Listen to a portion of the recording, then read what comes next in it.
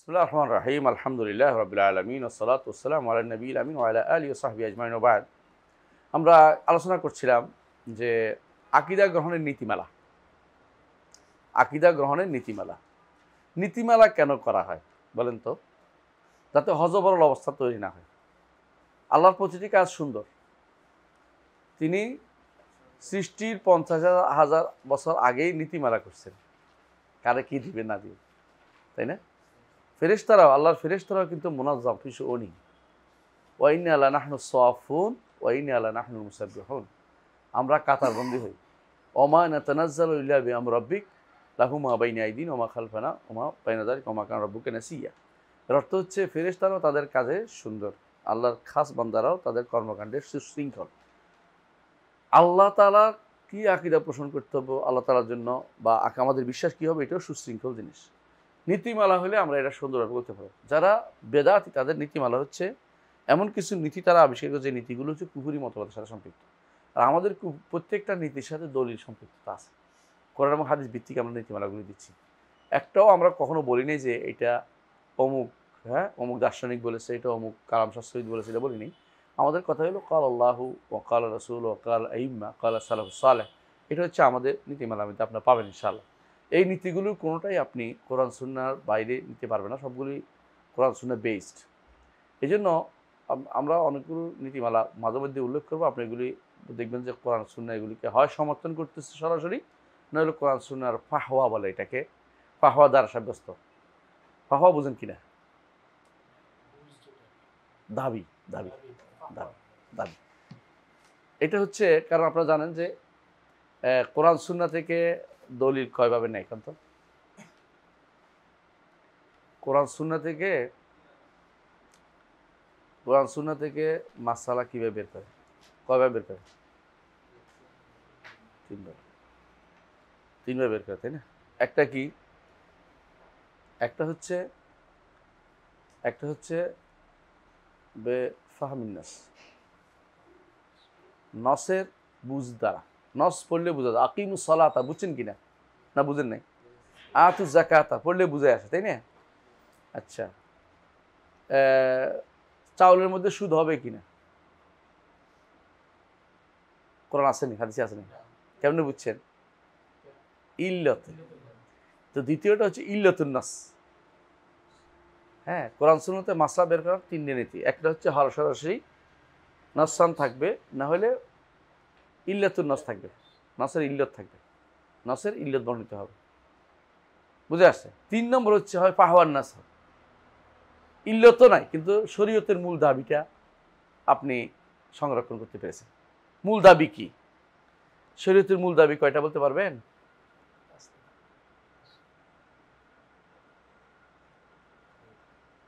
শরীয়তের মূল দাবি ৩টা। শরীয়তের মূল দাবি 3টা। ফাহওয়া, ফাহা ওয়া ইয়া।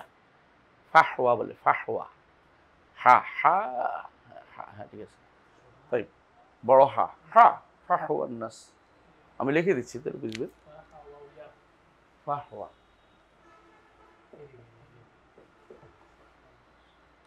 ফাহওয়ান নাস। আচ্ছা, শরীয়তের মূল দাবি 3টা। 1 নম্বর হচ্ছে, সবাই পারেন আপনি, আমি শুধু মনে করে দিচ্ছি। 1 নম্বর হচ্ছে জালবুল মাসলাহা। শরীয়ত চায় স্বার্থ সংরক্ষণ। 2 নম্বর হচ্ছে দারউল মাফসাদা। শরীয়ত চায় অস্বার্থ দূরীকরণ। আর 3 নম্বর হচ্ছে আত-তাহাল্লি বিমাকারিমিল আখলাক, উত্তম চরিত্রের উৎকর্ষ সাধন। যখন আপনি কোনো একটা মাসলার উত্তর খুঁজবেন, প্রথমে খুঁজবেন কি? কোরআন সুন্নাহ। না পাইলে ইজমাউল উম্মাহ, না পাইলে ফাহওয়ান নাস, ইল্লাতুন নাস। এটা হলো কিয়াস। ইল্লাতুন নাস হলো কিয়াস, ইল্লাতুন নাস, বুঝছেন তো? না পাইলে আকল টাকল নাই আর। এখন হচ্ছে শরীয়ত কি চায়, মাকাসিদুশ শরিয়াহ, অবজেক্টিভ অফ ইসলামিক ল। ইসলামী শরীয়ত কি চায়, এটার উপর আসবে। ইসলামী শরীয়ত কি চায়, এটার উপর আসবে। যেমন ধরেন, মঙ্গল গ্রহে যাওয়ার বিধান কি? আমি দূরের দিকে দিলাম আপনাকে। মঙ্গল গ্রহে যাওয়ার বিধান কি বলেন তো, কে বলবেন? হ্যাঁ,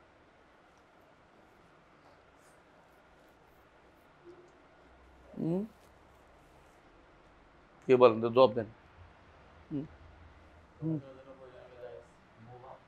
কাজের উপর আমি কোন কাজে যাব, কাজ যদি আমার হচ্ছে খরচ হয় তাহলে ওখানে যাওয়া খরচ হয়। আমরা দেখতে পাচ্ছি না মঙ্গল গ্রহ ফরজ কিছু আছে, কোনো প্রয়োজন নাই। বেহুদা কাম যাওয়া জায়েজ নেই, কারণ না পাইব খাইতে, না পাইব মরার জন্য যাচ্ছে, আবার আসতে পারবে না, একবার যদি ওখানে যাইতে পারে শেষ, বুঝলেন না? দ্বিতীয়ত জমা নাই, জামাত নাই, জামাতে নামাজ পড়তে পারবে না, জুমা নাই, মানে কিছুই নাই, শরীয়ত যেটা চায় সেটা কিছুই নাই। আল্লাহ শরীয়ত বাস্তবায়ন করতে মরতে যাচ্ছে ওখানে, কেন তারা এখানে মরতে যেতে গেছে কেনা? দেশের কি অভাব হয়েছে? পৃথিবীর কি অভাব হয়েছে? হ্যাঁ, ইনারদি ও আসা, ইনারদি ও আসা, তারপর কি বলছে? যেখানে যাও আমার আবাদত করো। যেখানে গেলে আবাদতটা করতে পারবেন বলে আপনার বিশ্বাস না, সেখানে যাইতেই পারবেন না, সেই তো অনুমতি না। যেখানে কাফেরদের দেশে যাওয়া পর্যন্ত অনুমোদন নাই, কারণ লাই তারা না রানে, নামাজ পড়লেও সেখানে যাওয়ার অনুমতি নেই।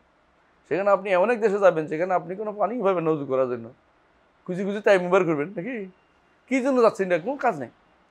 বেহুদা কাজ, বেহুদা কাজ ইসলামে নিষিদ্ধ। এমন কাজ করবেন না যেটা আপনার কোনো কাজে লাগে না, এমন কাজ করতে যাবেন না যেটা আপনার কোনোদিন দিনে দুনিয়ার কোনো কাজে আসে না। মঙ্গল গ্রহে যাওয়ার কোনো কাজ নেই, বেহুদা কাম। এটার জন্য সময় নষ্ট করা, এটার জন্য গবেষণা করা বেহুদা কাম। ইমানদার ভালো কাজে সময় ব্যয় করে, মঙ্গল গ্রহে দেবেন কিচ্ছু লাভ হবে না, কোনো লাভ হয়েছে? তো বেহুদার সময় কেন করবেন? মঙ্গল গ্রহে নাম এটা বানাইতে কত কোটি টাকা, হাজার কোটি টাকা খরচ করছি, আর গরিব মানুষ পৃথিবীতে না খেয়ে মরে যাচ্ছে। আফ্রিকাতে এক একটা মানুষ কালোরা না খেয়ে মরে যাচ্ছে সব। আমার দেশেও আমাদের সরকারগুলি যে অন্যায় করে করে টাকা দিচ্ছে, এই জন্য খাচ্ছেন। ভালো করে টাকা দেখবেন যে টাকা আসলে নাই, এত টাকা নাই। আমরা অন্যায়ের বেসাতির করে যাচ্ছি, টাকার উপরে ডুবে যাচ্ছি বেশি, মানে বেশি বেশি আমরা এখন যত পরিমাণে ভোগ করা শিখছি, এই ভোগটা কমানো উচিত ছিল। ভোগবাদী একটা আমরা পৃথিবীতে এখন বসবাস করতেছি, ভোগবাদ। রাসূলুল্লাহ সাল্লাল্লাহু আলাইহি ওয়াসাল্লাম তার উম্মতের মধ্যে ভোগবাদ চান নাই। তিনি কি বলছেন? আল্লাহুম্মা জাআল কুতা আলে মুহাম্মাদিন কাফাফা, আল্লাহ আলে মুহাম্মাদের খাবারটা করে দেন কাফাফ, অর্থাৎ কি, মানে বাড়তিও না, কমতে না, কোনো রকমের চলে, কিছু জিনিস যেন বাকি থাকে, বুঝছেন? পাশের বাসার বেটি সোফা কিনছে, আপনার বউ এসে আপনার জ্বালাইলো, সোফা কিনছে, বলে সোফা আমার লাগে না তো, ভালোই তো চলতেছে আমাদের, এটা তো সুন্দর, আপনি নিজে সুন্দর করে তুলবেন আপনার বউর কাছে, এটা ভালো, আমাদের বিছানাটা সোফার চেয়ে ভালো, সোফাতে বসার চেয়ে নিচে বসা অনেক ভালো, বুঝাই সুঝাই তারে শান্ত রাখবেন, এটা ইমানদারের কাজ। তো সে সোফা কিনছে, যেহেতু আপনি যে এখন চুরি করে সোফা কিনবেন, 2 নম্বর করে সোফা কিনবেন, সে মানে আরেকজন প্রতিযোগিতায় লিপ্ত হবেন না। আপনি থাকবেন এরকম যে রাসূলুল্লাহ সাল্লাল্লাহু আলাইহি ওয়াসাল্লাম যেভাবে, ওমর রাদিয়াল্লাহু আনহু কি বলেছেন, ওমর রাদিয়াল্লাহু আনহুকে যখন তিনি কেঁদে দিলেন, রাসূলুল্লাহ সাল্লাল্লাহু আলাইহি ওয়াসাল্লামের পিঠে দাগ লেগে গেল, ওমর রাদিয়াল্লাহু আনহু কেঁদে দিলেন, ইয়া রাসূলুল্লাহ কায়সার কিসরা, তারা কত আনামে জীবন আমাদের। রাসূলুল্লাহ বলছেন, ওমর তুমি কি চাও না তারা দুনিয়া নিয়ে যাক, আমরা আখিরাতে যাই? সুন্দর এই প্রশ্ন। আপনি এই জিনিসটি আপনার স্ত্রীদেরকে, সন্তানদেরকে বুঝান, এটা বড় কথা না। আমরা একটা আলহামদুলিল্লাহ বড় জিনিস দিচ্ছি আল্লাহ, কি খাবার একদিনের, আরেকটা কি থাকার একটা জায়গা, আরেকটা কি হ্যাঁ সুস্থ শরীর। 3 জিনিস দিলে আল্লাহ তাআলা কাফাকা নামা হিজাত লাহু দুনিয়া বিহাদ্দা ফিরিহা, দুনিয়া পুরোটাই তাকে দেওয়া হয়েছে। মান আসবাহা মুআফান ফি জাসাদিহি আমিনান ফি সিরবিহি ওয়া লাহু কুতু ইয়াউমিহি ফাকান্নামা হিজাত লাহু দুনিয়া বিহাদ্দা ফিরিহা। বুঝেছেন? এত বেশি চিল্লাচিল্লি করে এটা বানাইতে হবে, এটা বানাইতে হবে, টাওয়ার এক একটা বানাচ্ছে, উপরের দিকে তাকালে টুপি পড়ে যায়, এরকম অবস্থা, উঁচুর দিকে তাকাতে হবে। এগুলো অনেকগুলি জীবনে কোনোদিন বসবাসও কেউ করবে না। অনেক টাওয়ার বানাইছে, এক একজনের বা বিল্ডিং কয়টা, হ্যাঁ, গত আমলের কিছু কিছু ব্যক্তির 100 কতটা কিনছে, প্লাট কিনছে, কোনো কোনো জায়গাতে বিল্ডিং কিনছে, হ্যাঁ, কয়টায় শুইব রে, একখানে শুইবে, এখানে পা রাখবে, তাও তো সম্ভব না, 2 সিটে তো পা রাখা জায়গা নেই। আমার একবার এক আমিরে দাওয়াত দিতে গেছিলাম, আমার একটা জানা হাদিস, জানা বুঝেনি, মানে উইং দিছে, উইং মানে এটা হচ্ছে পুরো বলতে পারো হোটেলের 3 ভাগের 1 ভাগ দিয়ে আমার দিয়ে দিয়েছে।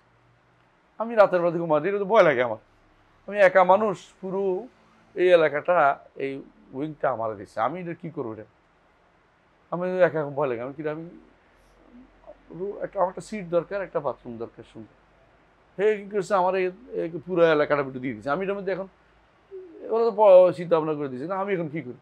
তো আমি একজনকে ফোন করে বলছি যে আমি একা ভয় লাগে, তুই চলে আস।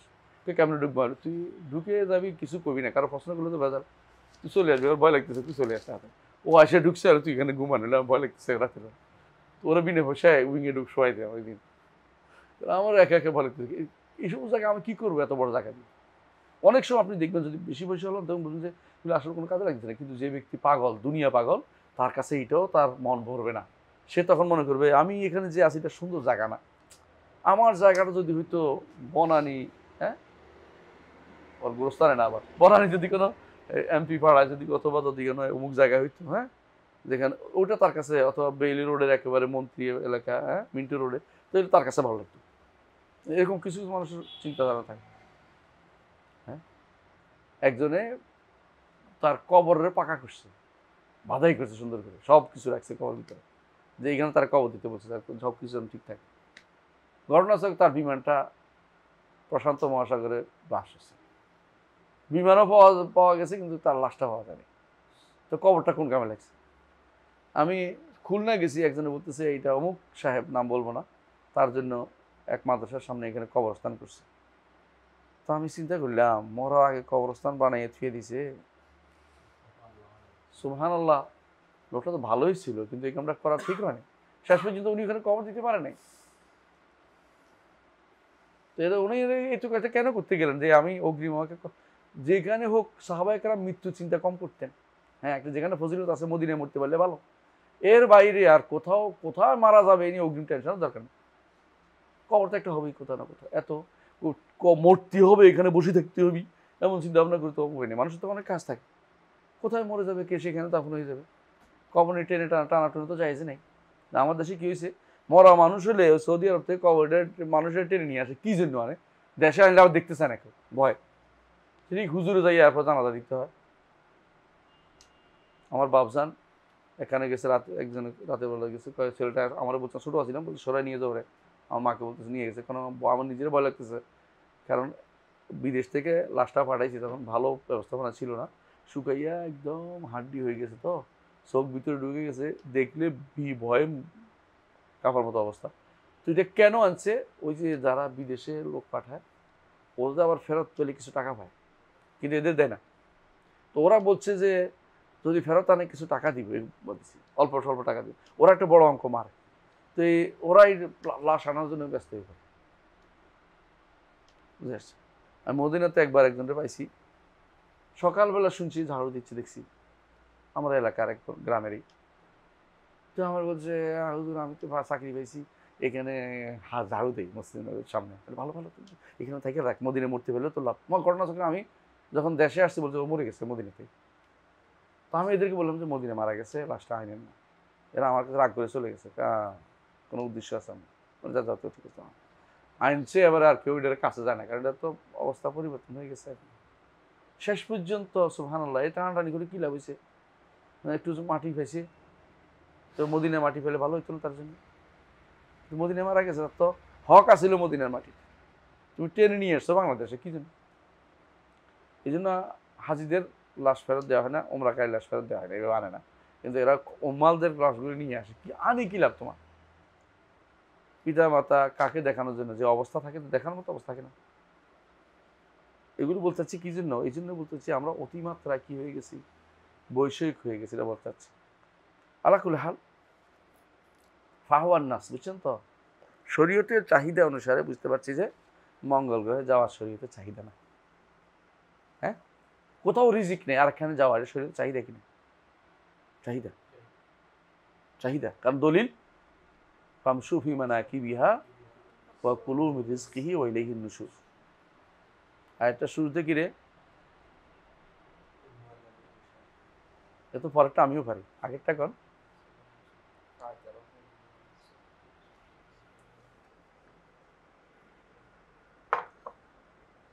দেখি আরেকটা পারেন কিনা আপনারা।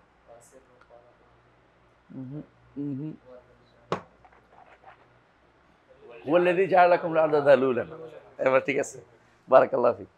ওয়াল্লাযী জাআলা লাকুমুল আরদা যালুলান ফামশু ফি মানাকিবিহা ওয়া কুলু মিন রিজকিহি ওয়া ইলাইহিন নুশুর।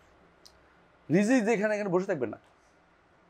মানে কোনো কোনো মানুষ আছে বাপ দাদার ভিটা, এগুলো বেহুদা কাম। বাপ দাদার ভিটা দিয়ে তাকাবেন না কোনো, এটা বদভ্যাস কিন্তু এটা একটা। এইখানে রিজিক নেই, এখান থেকে অন্যখানে চলে যাবে। বেদুইনদের মতো হন, ভালো শান্তি। আর যেমন বাপদাদার ভিটার জন্য ঝগড়া করতেছেন, হাত পা ভাঙতেছেন, আশেপাশে লোক এক হাত নিচে কেন ওর মাথাটা ফাটাই দিচ্ছেন, শেষ পর্যন্ত দেখবেন যে কেউ খায় না। ছেলেরা বড় হয়েছে, ছেলেরা এখানে আসেই না।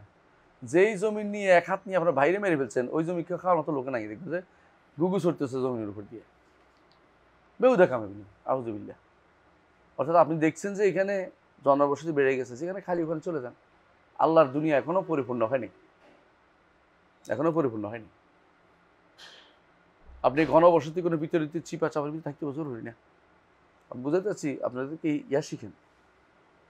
অনেক দেখবেন যে গ্রামে যে এমন জায়গায় বসে রয়েছে, সবাই গিঞ্জি হয়ে বসে রয়েছে, দূরে যাবে না কেউ, ছেড়ে দেন না এই গ্রাম, আরেক গ্রামে চলে যান।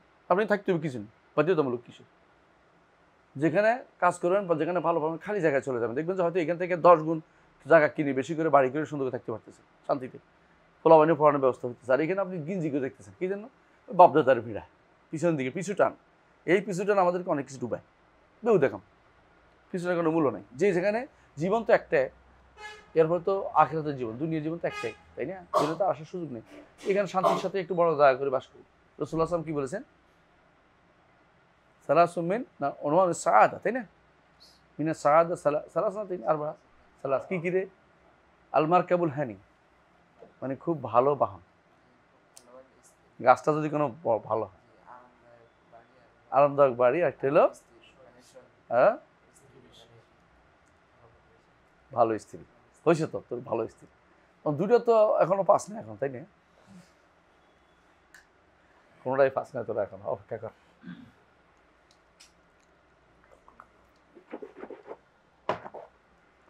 এর বিপরীত তিনটা কিন্তু বলছে রাসূলুল্লাহ সাল্লাল্লাহু আলাইহি ওয়াসাল্লাম। একটা কি? অপ্রশস্ত বাড়ি, খারাপ চরিত্রের নারী,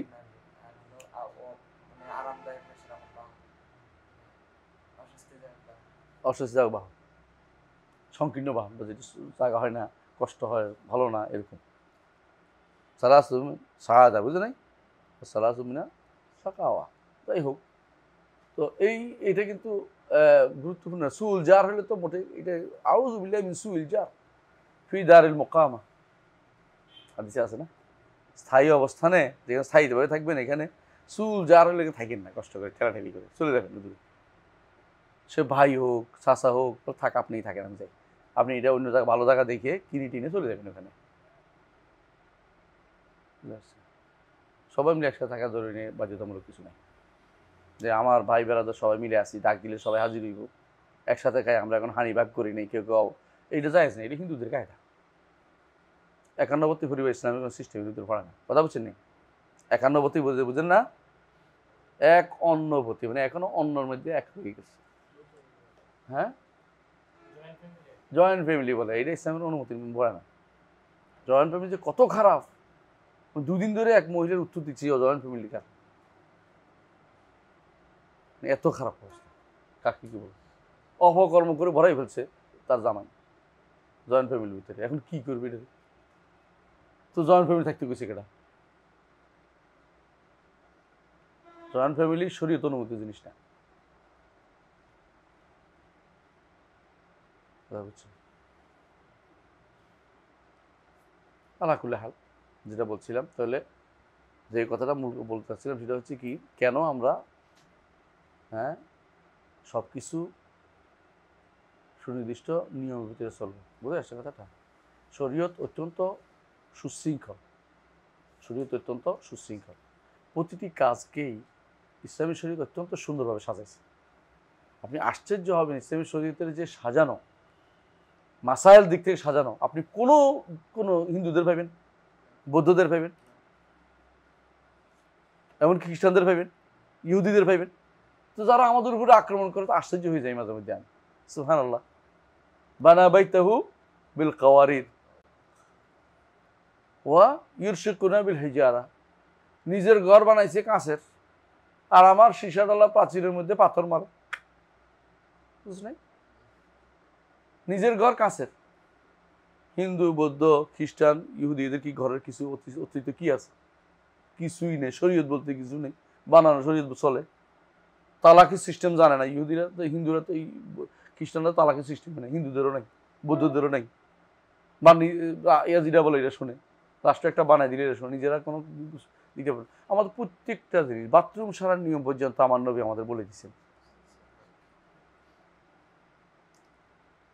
আমি মাঝে মধ্যে আশ্চর্য হই যে যারা বিরোধিতা করে তারা দুইটা কারণে, একটা হচ্ছে নাই দিকে হিংসা করে, ওদের নাই দিকে হিংসা করে। আরেকটা বিরোধিতা করে কেন জানেন? হ্যাঁ, একটা নাই, একটা না জানা। এগুলো ওরা বুঝছে যে তাদের কাছে নাই, আমাদের হিংসা করে। রাসূলুল্লাহ সাল্লাল্লাহু আলাইহি ওয়াসাল্লাম বলছে না যে ইহুদিরা হাসাদাত কুমুল ইয়াহুদ, ইহুদিরা তোমাদেরকে হিংসা করে কি জন্য? একটা হচ্ছে আমিনের জন্য।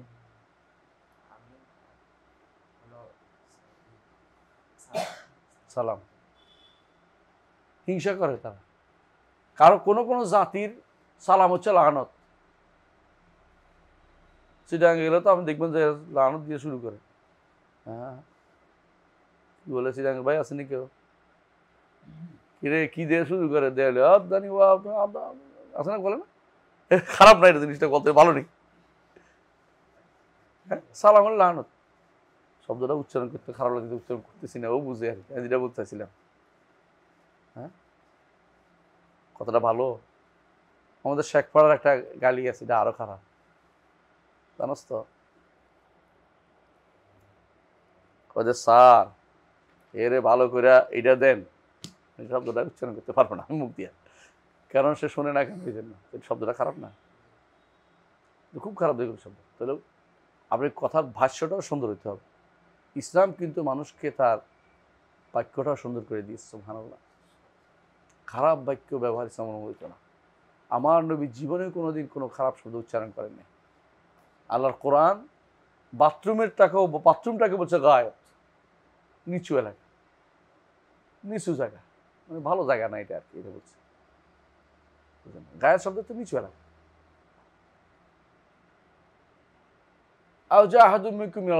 অথবা তোমাদের কেউ গায়ের থেকে আসছে, নিচু এলাকা থেকে আসছে, বুঝাইছে যে কামসারি আসছে, কিন্তু আসল কথাটা কয়নি।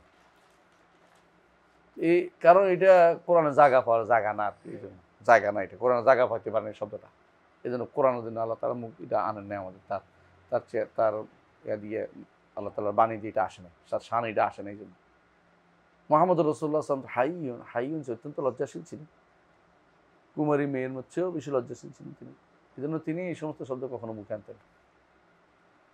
যাই হোক, আমরা আমাদের কথায় ফিরে আসি যে ইসলাম অত্যন্ত সুন্দর, বুঝা হবে। ইসলামের আকীদার বিষয়গুলো সুনির্ধারিত, যারা বুঝে না তারাই শুধুমাত্র অন্যদিকে হাত বাড়ায়। নিজেরটা বুঝে বুঝতে শিখুন। এই জন্য মাহাসিনুল ইসলাম শিখুন। মাহাসিনুল ইসলাম অনেকের বই আছে, আমাদের শেখের শেখ, আমাদের শেখদের শেখ একটা বই আছে, শেখ আব্দুর রহমান আস-সাঈদী রহমতুল্লাহ আলাইহি, আদ-দুররাতুল মুখতাসারা ফি মাহাসিনিদ দ্বীন ইসলাম। আদ-দুররাতুল মুখতাসারা, আদ-দুররাতুল মুখতাসারা ফি মাহাসিনিদ দ্বীন ইসলাম। বইটা পড়েন, সুন্দর, ভালো লাগবে। দ্বীন ইসলামের সৌন্দর্যের উপর একটা বই, ছোট্ট বই, islamhouse.com এটার অনুবাদ আছে, তারা বাংলা পড়তে চান পড়বেন। আদ-দুররাতুল মুখতাসারা, আদ-দুররাতুল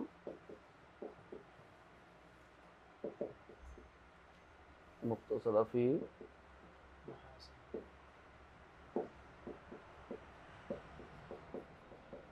মাহাসিনিদ দ্বীন ইসলাম। সব দেখাতে পারবো না, অর্ধেক লিখছি। মুখতাসারা ফি মাহাসিনিদ দ্বীন ইসলাম। মাহাসিন মিহালিফ সিন, হা উড়া উপরের দিকে, সিন সিন সোয়া হয়ে গেছে, সিন মাহাসিন, হোসেন আর কি, হোসেন।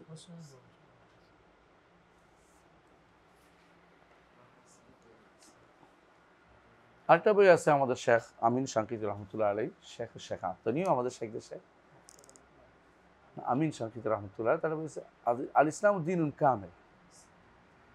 এটা islamhouse.com-এ আছে, অনুবাদ দেখে নেবেন। আল ইসলামু দীনুল কামিল, বইটা খুব ভালো। আল ইসলামু দীনুল কামিল, আল ইসলামু দীনুল কামিল, অনেক সুন্দর বই, পছন্দ হবে। এর আগে, বহুত আগে মাশায়েখরা কিন্তু ইসলামের সৌন্দর্যের উপর লিখছে, বিশেষ করে শাহুলুল্লাহ মুহাদ্দিস দেহলভির বইটাও পড়বেন। সেটা কি হুজ্জাতুল বালিগা, অসাধারণ। মাহাসিন শরীয়র উপর লেখা, আসরার শরীয়র উপর লেখা। আবার মাহাসিন শরীয়র নামেই বই বেরোচ্ছে, এর আগে লিখছে চতুর্থ শতাব্দীতে একজন লিখছে, মাহাসিনুদ্দিন ইসলাম ইনামি, মাহাসিনুদ্দিন ইসলাম ইনামি, মাহাসিনুদ্দিন ইসলাম। তো আমার কাছে এই বইগুলো ভালোই মনে হয়, কারণ কিন্তু সৌন্দর্য তুলেছে। এখনকার লোকদের মতো না, এখনকার মাহাসিন লিখতে যাইয়া তার মতে যেটা ধরে না, এটাকে উল্টা বুঝায় যে ইসলামের গান না, এটা হয় কেমন। এখন গানের পক্ষে কতক্ষণ লেখা শুরু করবে, এটা মাহাসিন হইলো না, এটা হলো মাফাসিন। ইচ্ছা করলে তুমি এটা ইসলামের উপর দিয়ে ব্লেম দিচ্ছ।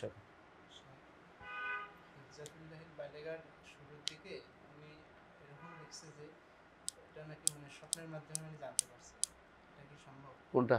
পুরোটা?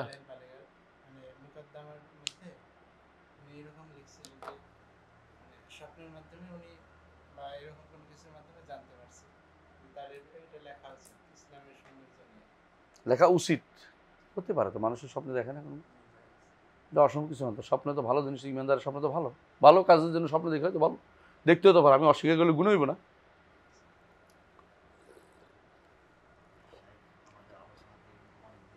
হ্যাঁ, আমরা অনেক দূর চলে গেছি, আমরা ফিরে আসতেছি। আমরা চা খাওয়া শেষ করিনি। তো শোনেন, কি বুঝলাম? যে ইসলামের প্রতিটি জিনিস কি সুষম, সামঞ্জস্যপূর্ণ, কোনো কিছু মানে অসামঞ্জস্য কোনো কিছু নাই। আল্লাহ যেভাবে বলছেন, হাল তারা মিন ফুতুর সুম্মা রাজি'ল বাসারা কাররাতান ইয়ানকালিবু ইলাইকাল বাসারু খাসিআন হাসির ওয়া লাকাদ যায়্যানা আস-সামাআ দুনিয়া বিমাসাবিহ ওয়া জাআলনা রুজুমান লিশ-শায়াতিন ওয়া আ'তাদনাহা লিল-কাফিরিন। এটা প্রত্যেকটা জিনিস আপনি সুন্দর, আলহামদুলিল্লাহ। আমরা আলোচনা করছিলাম যে কত নম্বরে এটা, না এটা 6 নম্বর শেষ হয়েছে না? 6 নম্বর শেষ। যে আপনাদেরকে পড়তে বলছিলাম, কে কে পড়ছেন দেখি, হাত তোলা দেন। 1 2 3 4 5। কেউ আপনারা পড়েন না কেন? ওইটা আবার পড়তে হবে এখন নতুন করে। কেন পড়বেন? নতুন করে নতুন অ্যাপ্লিকেশন পড়বেন। যে কোনো বই প্রথমে একবার মানুষ পড়ে, দ্বিতীয়বার যখন পড়ে প্রয়োজনে, তখন আলাদা একটা কি হয়, এটার উপরে আলাদা একটা গুরুত্ব বাড়ে। প্রথমবারে এত কিছু আছে, অনেক কিছু মনে হয়নি, বুঝলেন? এই জন্য আপনি গুরুত্বের সাথে পড়বেন। তাহলে আমরা পড়ছি যে আকল এবং নকলের মধ্যে কোনো কি হইতে পারে না, বিরোধ হইতে পারে না। কারণ আকল দাতা আল্লাহ, নকল দাতাও আল্লাহ। সুতরাং আল্লাহ দুইটার মধ্যে বিরোধ করবেন না। যদি বিরোধ হয়ে যায় তাহলে দেখতে হবে, কি দেখতে হবে, যে দুইটাই আকল নকল কি শুদ্ধ কিনা, যেমন হাদিসটা শুদ্ধ কিনা। যদি শুদ্ধ না হয় তাহলে আমি আর টেনশন করার দরকার নেই, বুঝছেন কিনা? অনেক হাদিস, বানোয়াট হাদিস দেখবেন যে মানুষ হাসাহাসি করে, তাহলে বানোয়াট হাদিস নিয়ে হাসাহাসি করে দেখছেন না আপনারা? তো এই বেশিরভাগ মানুষে যারা এই ইসলামের কোনো দোষ খুঁজে বেড়ায়, ভালো করে দেখবেন যে ওরা কি করে, দুর্বল একটা হাদিস নিয়ে আসবে।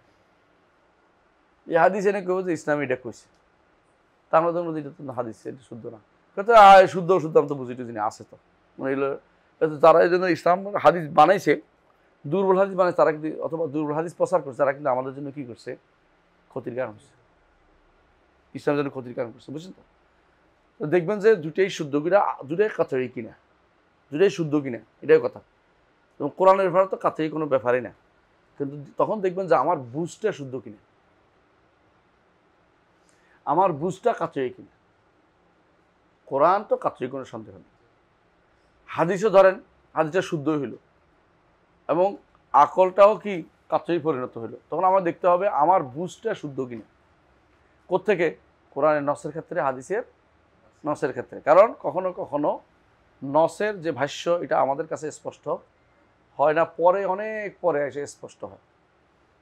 কুল্লুন ফি ফালাকি ইয়াসবাহুন, আগে কি বুঝতেন? আজ থেকে 1400 বছর আগে কেউ হয়তো এটা বুঝতো না ইয়াসবাহুন অর্থ কি। এখন তো বুঝে যে প্রত্যেকটি তার কি আছে, নিজস্ব কক্ষপথ আছে। এইটা হয়তো কক্ষপথ তখন হয়তো আবিষ্কার হয়নি, আমি বুঝতে চাচ্ছি। এটা কুল্লুন বলছে, এর হচ্ছে সবই তার কি আছে, কক্ষপথ আছে। আল্লাহ নির্দেশ মোতাবেক সবগুলি চলে। আর শামসু তাজরিলে মুস্তাকারিল্লাহ, তাজরি চলে। হ্যাঁ, সে চলার দিক থেকে আগেকার দিনে মনে করা হয়তো কি জানেন, বাতলিমসের থিওরি কি, বাতলিম থিওরি বা এর আগে যারা ছিল তারা মনে করতো এই যে চাঁদ সূর্য এগুলি উপর থেকে লম্বা লম্বা ফ্যানের যেমন এরকম আছে উপরের দিকেই আছে না, আংটা আছে না উপরের দিকে, এরকম ওই অষ্টম গোলার্ধের সাথে এটা লাগানো, লম্বা করে দিছে কোনটাকে একটু টেনে দিছে, কোনটা একটু পিছিয়ে ফেলা রেখেছে, বুঝছেন তো? বেশি লম্বা করে দিছে নিচে ফেলাইছে, কিছু অল্প কম উপরে উঠে রেখেছে। অষ্টম গোলার্ধে হচ্ছে সবগুলির নিয়ন্ত্রণ। এখন মানুষের হাসে কয় এটা কোনো থিওরি হলো না, যে ভুল বুঝছিলাম, গোলার্ধ বলতে কিছু আসলেই নেই, প্রত্যেকেই এক একটা এর সাথে সম্পৃক্ত। এরা জমিন নিয়ে চিন্তা করতেছে না, ওরা ওদের কক্ষপথে ঘুরছে, জমিনও যার জায়গা আছে, অন্যান্য জিনিসপত্র তা প্রত্যেকে তার মতো আছে, এবং এগুলি কোনোটাই কি হয় না একটা কেন্দ্রিক একসাথে ঘুরতেছে না, গোলক কেন্দ্রিক কিছু নেই। এখন তারা বুঝছে গোলক কেন্দ্রিক কিছু নেই। অথচ আগে সবাই কি করতো, ফালাকুল আউয়াল, ফালাকুস সানি, ফালাকুস সালিস, 9টা ফালাক বানাইতো, 9টা বানাইতো, যে 9টা গোলকের পরে আগে পৃথিবীর মধ্যে এসে পড়ছে। অথচ এখন দেখতে পাচ্ছি এটার সাথে এটা আসলে ওইটাও আলাদা চলে, এটাও আলাদা চলে, একটার সাথে একটার কোনো নির্দিষ্ট কোনো নিয়মিত চলে না, প্রত্যেকের আলাদা নীতি আলাদা ব্যবস্থা করেছেন।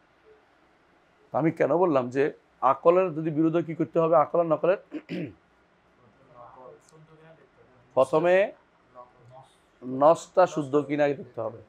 যদি কোরআনে কারিম হয় বা সহি হাদিস হয় তো নস শুদ্ধ হয়েছে।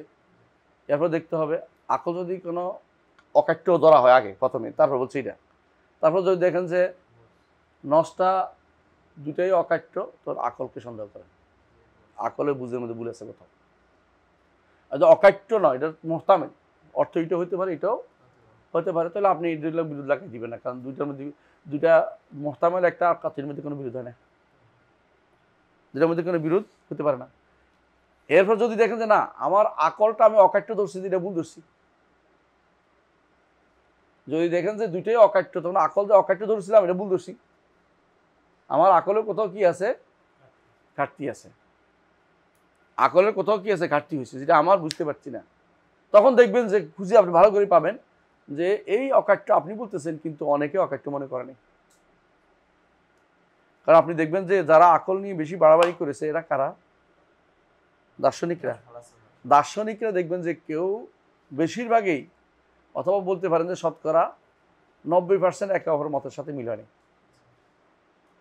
জগতের শুরু কি দিয়ে, একদল বলছে মাটি, একদল বলছে পানি, একদল বলছে আগুন, এক বলছে বায়ু, একদল বলছে জাররা মানে একদম বাষ্প, একদল বলছে না এটা হলো কি ওই যে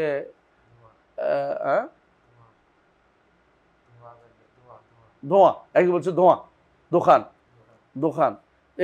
এই যে আপনি দেখেন কতজনের কত মত। আর একজন বলছে আসলে শুরু চিন্তা করা যাবে না, এটা শুরু থেকেই ছিল, এটা ছিলই, আর তো এটা বলে গেছে। এটা হচ্ছে তারা এক একজন এক এক বলছে, আপনি কাউকে পাবেন না। আমি গ্রিক দর্শন পড়ে 6 মাস বসে বুঝছি যে কেউ এগুলি একমত হতে পারে নাই, প্রত্যেকে তার মতো করে চলছে। এইটাই শেষ পর্যন্ত বলবেন ওয়ালাউকান মিন ইনদি গায়রিল্লাহি লাওয়াজাদু ফি ইখতিলাফান কাসীরা, এটাই বলবেন। তাহলে আপনার আকলের সাথে নকল কোনো বিরোধ হতে পারে না, এটা হয় না কোনোদিনই। যেখানে দেখবেন যে নকলের বিরোধ দেখাইছে, আকলে নকল, এটা তো তার আকলের সমস্যা। আল্লাহ তাআলা বলছেন তিনি আরশের উপর উঠেছেন, আকল কি বলে ওদের আকলে কি বলে, আরশের উঠলে কি লাগবে, হরকত লাগবে। আর হরকত হলে কি হয়, হরকত হইলে মাখলুক হয়ে যায়, এখানে পুরাটাই ভুল। কারণ আল্লাহ তাআলা আরশের উপর উঠতে হরকত লাগে, এটা আমরা জানি, আমরা বলছি না, মানুষের হরকত লাগে। কারণ প্রমাণ আমরা বলি কি, আল্লাহ একসাথে সারা দুনিয়ার সবার হিসাব নেবেন, মানুষের একসাথে 2জন লোক কথা বলতে পারে, একজন ফাঁকিবাজি করে, আর আল্লাহ একসাথে সারা দুনিয়ার সবার হিসাব নেবেন, ইন্না রাব্বাকা সারিউল হিসাব। তাহলে আপনার সাথে আল্লাহর কোনো কর্মকাণ্ডে মিল হবে না। আপনি চোখে কিছু দেখেন, কিছু দেখেন না। আমার রব্বুল ইজ্জত তার অন্ধকার রাত্রিতে হ্যাঁ কি অমাবস্যার রাত্রিতে কালো পিঁপড়ার উপরে কালো কালো পাথরের উপরে কালো পিঁপড়া চলনও তিনি দেখতে পান, তাই না? আর অথচ আমি আমার সামনের জিনিসের চোখ নষ্ট দেখতে পাই না, ভালো করে তাকাইতে কি লিখলে পড়তে পারতেছি না। আমার দেখার সাথে আল্লাহর দেখার তুলনা কোনোদিনই করবেন না। আল্লাহ তাআলা আরশের উপর উঠার ধরন আমরা জানি না, কিন্তু এইটাকে আপনি হরকত নাম দিবেন না। বলেন যে আমি তো এটাই বুঝি, আপনি বুঝেন তো আপনাদের তো দেখছেন এটার উপরে, আল্লাহর উপর তো কেয়াস চলে না। বন্দার কর্ম উপর আল্লাহ কেয়াস চলবে না। কেয়াস আমরা ওই দিন বলেছিলাম, মনে আছে তো, কি কেয়াস চলবে না? কেয়াসুল মুসাবি এবং কেয়াসুল ইল্লা চলবে না। কি চলবে? কেয়াস আউলা চলবে। কেয়াস আউলা কোনটা? এই জিনিস বন্দার জন্য খারাপ, আল্লাহর জন্য খারাপই হয়, আরো বেশি খারাপ। আল্লাহর জন্য আপনি কেয়াস ওই ইল্লা টিল্লা এগুলি সাব্যস্ত করতে পারবেন না। তো তারা ভুলটা কোথায় করছে? কেয়াস করছে, আল্লাহকে বন্দার আমলের উপর কেয়াস করছে। তো এইটাই তো ভুল হয়েছে। তো তুমি আবার সারাদিন তোমার যতই আবার আর ভুল হতেই থাকবে, তো তোমার ভুলটা তোমার ইল্লত তো তোমার ইয়া নয়, তুমি যেটা করছো এটা তো শুদ্ধ না, তো তোমারটাই ভুল। আল্লাহর কথাই শুদ্ধ, তিনি কি আরশের উপর উঠেছেন। তিনি নেমে আসেন, আমাদের নেমে আসা হয় রশি দিয়া, না হয় লাভ দিয়া, না হয় কি দিয়ে, সিঁড়ি বাইয়া। আল্লাহ যেন কোনোটাই সাব্যস্ত হবে না। তার নেমে আসার কোনো সিস্টেম আমাদের জানা নেই, কীরকম জানা নেই। তবে নেমে আসেন বলছে, নেমে আসেন, কীভাবে নেমে আসার সিস্টেম জানি না। আমরা শুধুমাত্র নেমে আসার বিশ্বাস করি কীরকম, আমি দেখছি যারা তার এটাই তো, যে কোনো নেমে আসা মানে হলো হয় বৃষ্টি নেমে আসে, নয় কোনো কিছু উপর থেকে পড়ে, এটা দেখি। এটা তো সৃষ্টির স্রষ্টার তো নেমে আসে, এরকম হতেই পারে না। আমরা একসাথে দুই জায়গার কাজ করতে পারি না। একটা ইয়া আছে না, এই মালাকুল মউত একসাথে সারা দুনিয়াটাকে, সারা দুনিয়া জান কবজ করতেছে। সারা দুনিয়ার মানুষগুলো একটা ডানার মধ্যে, ডালার মধ্যে, জগৎ পুরোটাই তার সামনে ডালার মতো, কত বড় তিনি। তো এই আল্লাহ যদি তার ফেরেশতার এই অবস্থা হয়, আপনি এটা মানুষের মতো করতে পারবেন না। ফেরেশতাও মানুষের মতো না, সৃষ্টিও সৃষ্টির মতো হচ্ছে না। তো রব্বুল আলামিন আপনার মতো করতেছেন কেন? তিনি যেটা বলেছেন এটা সত্য, কিন্তু আমার ধরন জানা থাকলেও চলবে। তাহলে আপনার কিয়াস কখনো, আমি যেটা বলতেছি, আকল এবং নকল কখনো বিরোধ হতে পারে না। আরেকটা দ্বিতীয় অংশ, ওয়ালা বাইনা নুসুসুল কিতাব ওয়াস সুন্নাহ, আর কোরআন এবং সহিহ সুন্নাহর মধ্যে কোনো বিরোধ হবে না। কোরআন এবং সহিহ সুন্নাহর মধ্যে কোনো বিরোধ হইতে পারে না, হবে না, হয় না, কোনোদিন হয় না। কোরআন এবং সহিহ সুন্নাহর মধ্যে কোনো বিরোধ হয় না। তো কোরআন এবং সহিহ সুন্নাহর মধ্যে বিরোধ না হলে আপনার এই কথা মানে মেনে নিতে হবে যে যারা যারা বলছে যে কোরআন সুন্নাহর মধ্যে বিরোধ হয়, তারা মিথ্যা কথা বলছে। হ্যাঁ, হতে পারে কখনো কখনো কোরআন এবং সহিহ সুন্নাহর বিরোধ হয় না, হতে পারে যখন যদি সুন্নাহটা শুদ্ধ না হয়। এক, আরেকটা হচ্ছে বুঝতে বলেছি আমার, এই জন্য বিরোধ হচ্ছে। কবি কি বলতেছেন? ওয়াকাম মিন আইবিন কাউলান সালিমান ওয়া আফাতুহু মিন ফাহমিহি সাকিম। অনেকে আছে হক কথার দোষ ধরে, অথচ দোষটা হয়েছে তার, দোষটা হয়েছে তার, কারণ তার বুঝটা ভুল ছিল। আজ পর্যন্ত যারা নাস্তিক হয়েছে বেশিরভাগ দেখবেন যে যেগুলি বিরোধিতা করতেছে এগুলি তার বুঝ অবস্থা, একেবারে তার বুঝ কিছুই নেই, বুয়া। ইমাম শাফি রহমতুল্লাহ আলাইহি বহু আগে চ্যালেঞ্জ করে গেছেন যে কোনোদিন কোনো কোরআন কারীম এবং সহিহ সুন্নাহর মধ্যে কোনোদিন কি হতে পারে না, বিরোধ হতে পারে না এবং হয় না। কোরআন কারীম এবং সহিহ সুন্নাহর মধ্যে কোনো বিরোধ হতে পারে না এবং হয় না, এবং তার কথাই সত্য। কোনোদিন কোরআন কারীম এবং সহিহ সুন্নাহর মধ্যে বিরোধ হবে না, এবং এটাই সত্য। কোনোদিন দেখি না আমরা হয়েছে। যদি কোন দেখতে পান, এখানে একটা জিনিস দেখার বিষয় আছে, হয় নাসেখ মনসুখ থাকতে হবে সবার আগে, দেখবেন সবার আগে দেখ নাসেখ মনসুখ আছে কিনা। নাসেখ মনসুখ থাকে, কোরআনের মধ্যেও আছে, হাদিসের মধ্যেও আছে। যারা হাদিস মানে না তারা এখন সালাকি করেছে নাসেখ মনসুখ নাই, নাসেখ মনসুখ মানে না, নাসেখ মনসুখ মানে না। ওই যে কোরআন বলতেছে মা নানসাখ মিন আয়াতিন আও নুনসিহা নাতি বিখাইরিন মিনহা আও মিসলিহা। হাদিসের মধ্যে কুনতু নাহাইতুকুম আন জিয়ারাতিল কুবুর আলা ফাজুরুহা ফাইন্নাহা তুযাক্কিরুকুমুল আখিরাহ। কুনতু নাহাইতুকুম আনিল ইদ্দিখার, হ্যাঁ, কুনতু নাহাইতুকুম আনিল ইদ্দিখার লে ইশ এটা আম মানা কি জানি মনে আসতেছে না। তোমাদের নিষেধ করেছিলাম কি জন্য? না, তোমাদের নিষেধ করেছিলাম গোস্ত জমা করতে নিষেধ করেছিলাম কি জন্য? দুর্ভিক্ষের কারণে। দুর্ভিক্ষের কারণে। তারপর বলছেন কুলু অধ্যা করো, খাও পান করো জমা করো, কোনো সমস্যা।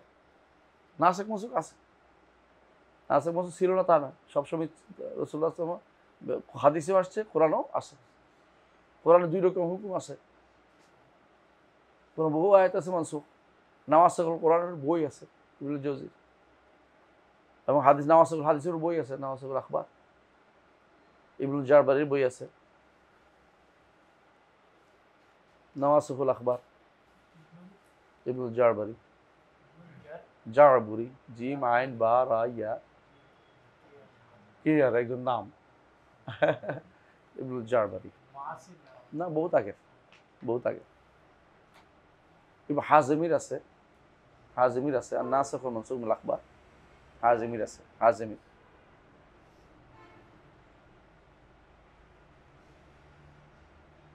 আবার আরেকজন আছে নাম বলে এসেছে এখন, মনসুখুল আখবার কি জানি, দেখ আল্লাহ কুল্লি হাল আখবারের মধ্যেও মনসুখ আছে এবং আয়াতের মধ্যেও কি আছে মনসুখ আছে, এবং নাসিখ মনসুখ আছে। এটা হয়তো প্রথমে দেখবেন যে নাসিখ মনসুখ না, এখন আমরা চিন্তা করবেন যে আসলে কি আমার কোনো ভুল হচ্ছে কিনা। এখানে আমি আজকেও পড়াচ্ছিলাম 2টা হাদিস, আপনাদের কাছে অনেকের কাছে এটা নিয়ে হতে পারে। একটা হচ্ছে কি রাসূলুল্লাহ সাল্লাল্লাহু আলাইহি ওয়াসাল্লাম একটা হাদিস যেটা আসছে যে 42 দিন পার হলে মায়ের পেটে ফেরেশতা পাঠানো হয়। ফেরেশতা তখন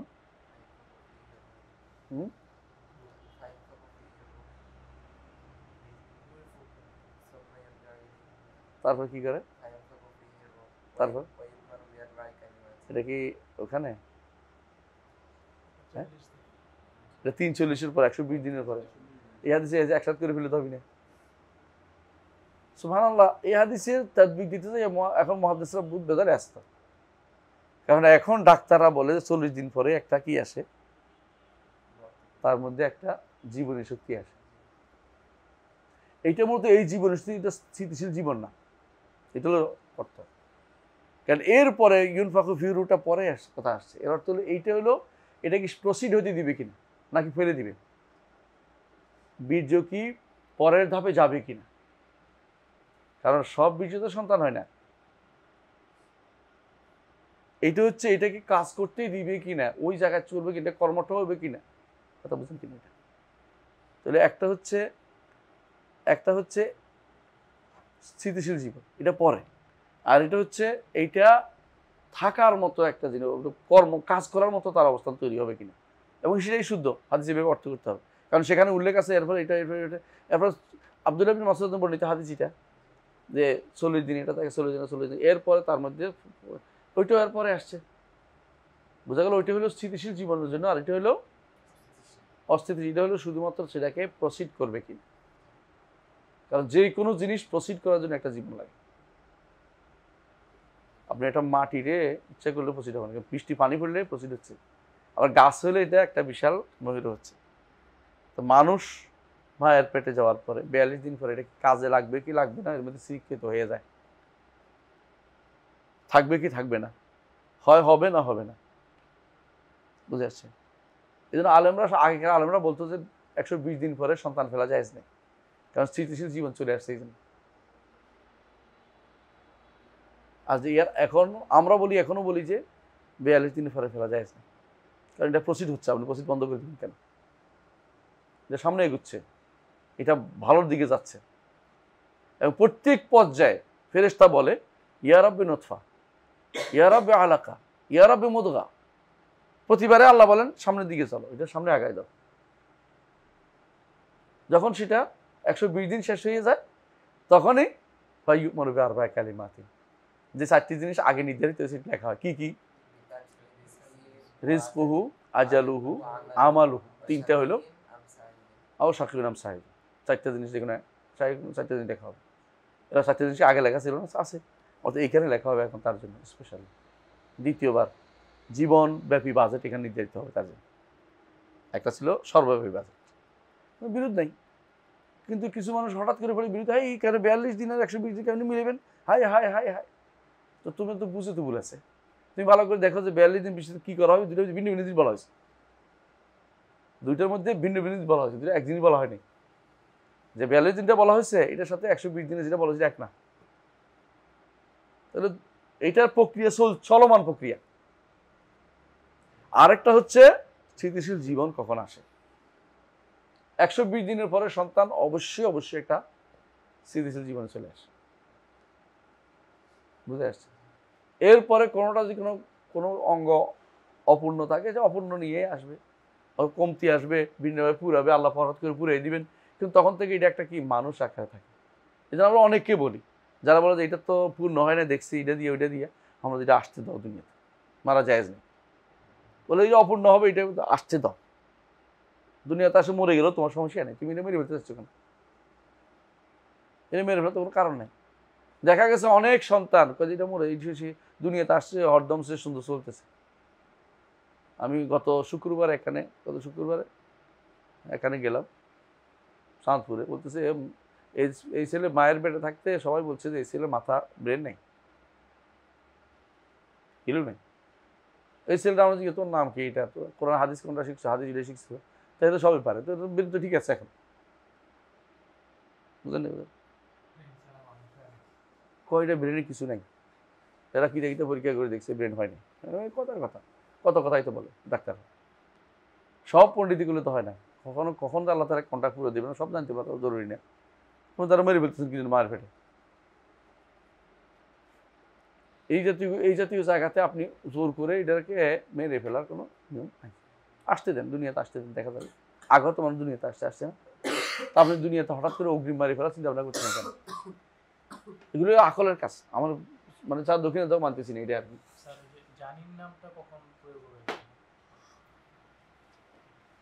জানিন পুরো সময়টা পেটের ভিতরে তখন থাকে, সবটাই জানি। জানিন শব্দের মূল অর্থ কি? জিন অর্থ কি? গোপন থাকা, যে দেখা যায় না, এটাই জানি। বুঝলেন কথাটা? জানিন এই জন্য বলে জাকাতুল জানিনে জাকাতু উম্মিহি, এটা জানিন, কিন্তু পেটের ভিতরে থাকলে জানিন বলে, দুনিয়াতে বের হলো এটা আলাদা, এর আগ পর্যন্ত জানিন, যেটা যেহেতু গোপন রয়ে গেছে, এই জন্য আপনি আল্ট্রাসনিক দেখার পর এটা গোপন জানিন থাকবে, নাম জানি বদলাবে না।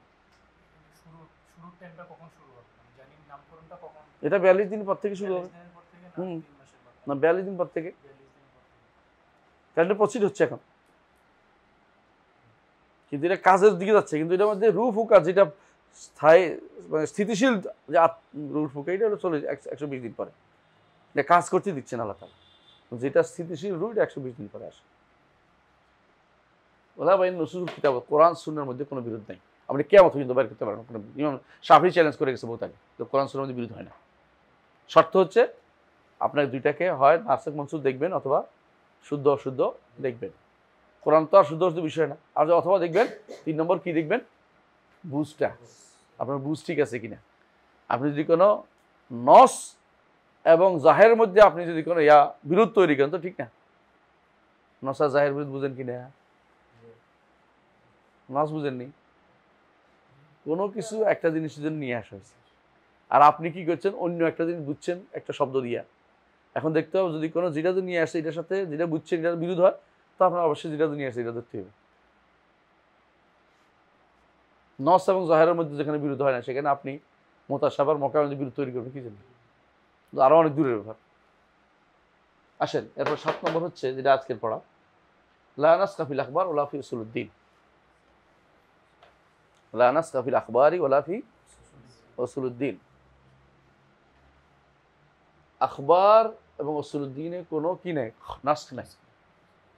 নাসখ বুঝেন তো, পরিবর্তন নাই, বদলানো নাই, বুঝলেন? সেটা কোনটা? আহকামে নাসখ হয়, আহকামে শুধু নাসখ হয়। আহকাম বুঝেন তো, জায়েজ না জায়েজের মাসলা তো নাসখ হয়। কিন্তু কোনোটা এক যুগে শিরিক ছিল, আরেক যুগে ঈমান ছিল, এখন এটা শিরিক হয়ে গেছে, আগে ঈমান ছিল, অথবা আগে শিরিক ছিল এখন ঈমান হয়ে গেছে, এরকম না। হ্যাঁ, হুকুম আহকামে পরিবর্তন আসে, কিন্তু আকায়েদের মধ্যে কোনো পরিবর্তন হয় না, বুঝেন? তো আখিরাতের উপর ঈমান সব সময় ছিল, তাকদীরের উপর ঈমান সব সময় ছিল, নবীদের উপর ঈমান সব সময় ছিল, কিতাবের ঈমান সব সময় ছিল, ফেরেশতাদের উপর ঈমান সব সময় ছিল, বুঝে আসছে? আর আল্লাহর উপর ঈমানের বিষয়টাও সব সময় ছিল। এগুলি কোনো নবী থেকে বাদ যায়নি, প্রত্যেক নবী এর প্রতি আহ্বান জানিয়েছে। আরকানুল ঈমান কখনো কম ছিল না, হ্যাঁ, আরকানুল ঈমান কখনো কম ছিল না, এটা বিশ্বাস করতে হবে। কোনো কোনো মাসায়েল আহকামের মধ্যে কিছু যোগ যোগ পরিবর্তন হয়েছে, যেমন যেমন মুসা আলাইহিস সালামের যুগে যে শরীয়ত ছিল আমাদের সে শরীয়ত না, ঈসার যুগে যে শরীয়ত আমাদের সে শরীয়ত না, কিন্তু আকায়েদের মধ্যে পরিবর্তন নাই, কথা বুঝেন নাই? আকায়েদ স্থায়ী জিনিস, আখবার শরীয়ত নাই কেন? মিথ্যা, দুইটা মিথ্যা হইতে পারে না। আল্লাহ এটা করেছেন, আকায়েদে কি করে সংবাদ দেয়, সংবাদ দুই রকম হইলে বোঝা গেল যে আগেরটা কি ছিল, আমার ভুল ছিল, অথবা পরেরটা ভুল হয়েছে, একটা ভুল হয়েছে। দুইটা একসাথে শুদ্ধ হইতে পারে না, আর দুইটা দুই রকম হইতে পারে না, সংবাদ দুইটা একটা শুদ্ধ হইবে। কিন্তু আহকাম দুই সময় দুইটা রকম আল্লাহ তাআলা লিকুল্লিন জাআলনা মিনকুম শিরাতান ওয়া মিনহাজা, শরীয়ত ভিন্ন ভিন্ন দিয়েছেন। আল আম্বিয়াউ ইখওয়াতু আল্লাতিন, হ্যাঁ, দীনুহুম ওয়াহিদ উম্মাহাতুহুম শাত্তা, মানে আকীদা একটা, আর তাদের মা বিভিন্ন, অর্থাৎ শরীয়ত বিভিন্ন, শারায়ুহুম শাত্তা, শরীয়ত বিভিন্ন, আকীদা একটা। তাহলে এখানে কোনো নাস হইতে পারে না, বুঝলেন তো? আখবার, এটা আপনার মাথায় রাখতে হবে, এটা রাখতে হবে যে আখবারে কোনো নাস হয় না। এখানে আসেন রাদ্দুত তানাজুল কিতাব ওয়াস সুন্নাহ, কত নম্বর? এটা 8 নম্বর হচ্ছে আমাদের কাছে যদি কোনো কোথাও আমরা মতভেদ করি, আল্লাহ তাআলা কি বলছেন? ইয়া আইয়ুহাল্লাযীনা আমানু আতিউল্লাহ ওয়া আতিউর রাসূলা ওয়া উলিল আমরি মিনকুম ফাইন তানাযাতুম ফি শাইইন ফারুদ্দু ইলাল্লাহি ওয়ার রাসূল। ইল্লাহ ওয়ার রাসূল কেমনে আল্লাহ রাসূল ফিরে আসবে বলেন তো? কোরআন ও সুন্নাহর দিকে। কেন এটা এবারে কোনো মতভেদ হইতে পারে? কিন্তু এখানে কিছু মানুষ এখানে মতভেদ করছে, কোন জায়গায় বলেন তো? ওয়ালাউ আন্নাহুম ইযলামু আনফুসাহুম জাউকা ফাস্তাগফিরুল্লাহ ওয়াস্তাগফার লাহুমুর রাসূল ওয়াজিদুল্লাহ তাওয়াবার রাহিমা। রাসূলের কবর কাছে যাইতে হবে। কেন যাইতে হইব? রাসূলের কবরের কাছে গিয়ে রাসূলের কাছে চাইতে হবে। আল্লাহ বলছে যদি তোমরা যদি জুলুম করো, ওলাউ আন্নাহুম, যদি তারা জুলুম করার পরে যদি রাসূলের কবরের কাছে এসে, না এটা বলছে রাসূলের কাছে আসতে বলছে, রাসূলের কাছে আসতো এবং রাসূলের কাছে, হ্যাঁ, চাইতো যে আল্লাহর কাছে আপনি যেন আমাদের জন্য ক্ষমা প্রার্থনা করেন, তো আল্লাহ তাদের জন্য কি করতো? আল্লাহ তাদেরকে অবশ্যই ওয়াজিদুল্লাহ তাওয়াবার রাহিম। এখন তারা বলতেছে রাসূল তো মরে নাই, শশিনাওয়ালারা কই, শশিনার কেউ আছেন নাকি? নাই তো, তাই না? পালাই গেছে নাকি? কই তোর, ও তো শশিনার বড় লোক আছে আমার সমস্যা নেই। ওনাদের মূল কথাই হচ্ছে এটা, যে শিক্ষা এটা হচ্ছে, আপনি দেখবেন ওনাদের নয় শুধু, এটা বেশিরভাগ আমাদের বাংলাদেশের মানুষের দোষ, ওনার দোষ দিয়ে লাভ নাই, এটা খারাপ অর্থে না। আপনি দেখবেন যে এই যে এই আয়াতটার ভুল ব্যাখ্যাটা কেমন। এখনো তারা মনে করে মদিনায় গিয়ে কি করতে হবে, মদিনায় গিয়ে কি করতে হবে, রাসূলের কবরের কাছে গিয়ে এই আয়াতটা পড়তে হবে।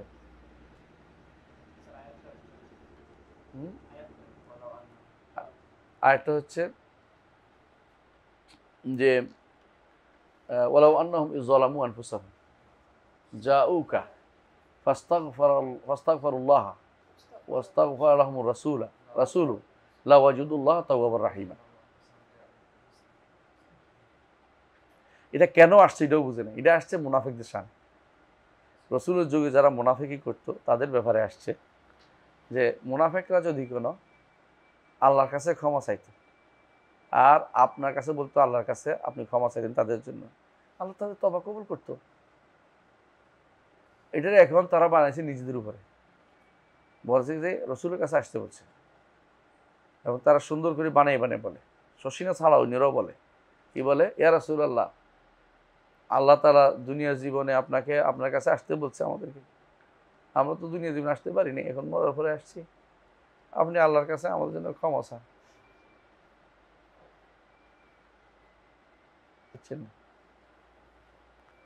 এটা যে কোরআন আয়াতকে ভুল বুঝছে, আপনি বুঝতে পারেন তো? কারণ রসুলের মৃত্যুর পরে বিল ইজমা আগে থেকে হয়েছে মানুষ কোথায় যাবে? সুন্নার দিকে। আর কোরআনের কথা বললে, আসতে বললে সবসময় কিসের কাছে? কিতাবের কাছে। কিন্তু আল্লাহকে আমরা পাচ্ছি না, রসুলকেও পাচ্ছি না। আমাদের এখন যাওয়ার জায়গা দুইটাই কি? কোরআন এবং সুন্নাহ। সুতরাং যারা এই জাতীয় অপব্যাখ্যা নিয়ে আছে তারা ভুলের উপর আছে। এদের বেশিরভাগই কি জন্য? ভুল কোনো বর্ণনার উপর নির্ভর করে। উদ্বি নামক এক ব্যক্তি, এটা বর্ণনা শুদ্ধ না, বর্ণনা শুদ্ধ না, রেওয়াজ শুদ্ধ না। উদ্বি নামক এক ব্যক্তি আইসা রসুলের এই কবরের কাছে এসে কাঁদতে আরম্ভ করছে, চোখের পানি ফেলছে, আর বলছে আল্লাহ তাআলা বলছে যে যদি তারা আপনার কাছে আসতো, আল্লাহর কাছে তওবা করতো, রসুল তওবা ইস্তেগফার করতেন, আল্লাহ তাআলা ক্ষমা করে দিত। আমি তো আপনার কাছে আসছি, আপনি তো নাই। এই কথা কইয়া বেহুশ হয়ে গেছে। তো ঘুম থেকে উঠেছে, পরে বেহুশ বসে আসে, তো স্বপ্নে দেখছে তোরা ক্ষমা করে দেওয়া হয়েছে। এটা দলিল, এটা দলিল, এটা তো এরকম দলিল জানেনি। আরেকটা দলিল আছে এরকম ওদের কাছে, একবারটা রসুল্লাহ সাল্লাল্লাহু আলাইহি ওয়াসাল্লামের কাছে গিয়ে যাই গেছে, রসুল্লাহ আমার খাবার টাবার নাই।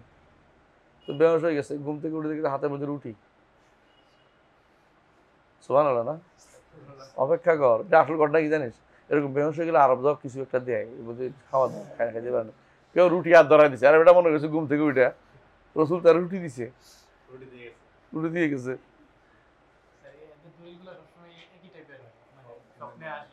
হ্যাঁ, এই কিছু একটা আসবেই না, স্বপ্নের মাঝে দলিল পাওয়া যায় না তো, এই কিছু এমনি বের হয় কষ্ট করে।